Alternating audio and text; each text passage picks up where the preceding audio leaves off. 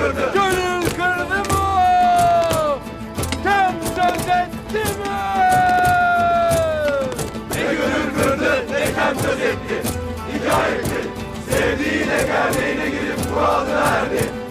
O vakit Allah da onları mutlu mesut etsin. Amin. Mutlu mesut olasınız. Bir yastıkta kocayasınız.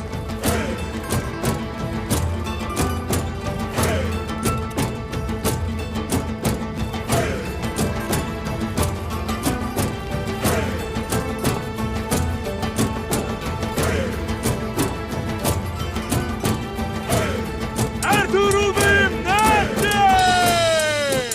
Gök ala göktü çemele çadır dikti. Haydi!